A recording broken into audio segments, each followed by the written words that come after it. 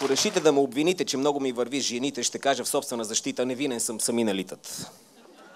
Дали е някакъв мутирал ген или долавят феромони в мен, които друг не произвежда, не знам, но всяка ме заглежда и за секунди без да чака директно тръгва в атака. О, Боже. Не. Ще се гръмна. Ще се гръмна. Защо?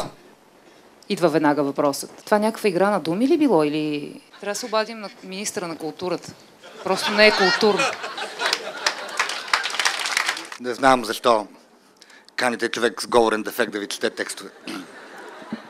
Вероятно да му се подиграват. Не сте намерили сирийски беженец и сте ме поканили мен. Всичко е заето отдавна.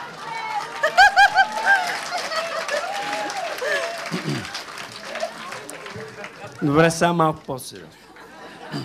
Чакай. Ще прочетем един текст на... Опа, ще дигнем рейтинга. Гледат ни в Аржентина, припомням, Уругвай и още няколко дестинации. И в Китай.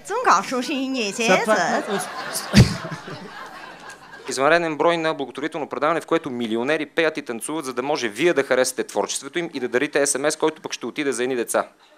Не е ясно защо самите милионери не дават пари за тия деца, но това не има значение. Сега, значи, стигнали сте фазата Фейсбук. Ама не трябва да се отпускате. Не. Значи, целта е до петото съобщение да получите поредица, съдържаща 6 пъти ха. Тоест, ха-ха-ха. Тъщата ни беше чула. С какво възхищение ме гледаше само.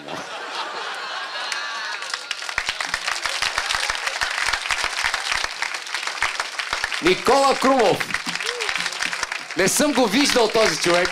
Ако е тук, сигурно няма и да стане. Той е много скромен, обаче е гениален. Браво, Никола. Never before in history of civilization have so many said so little. Thank you.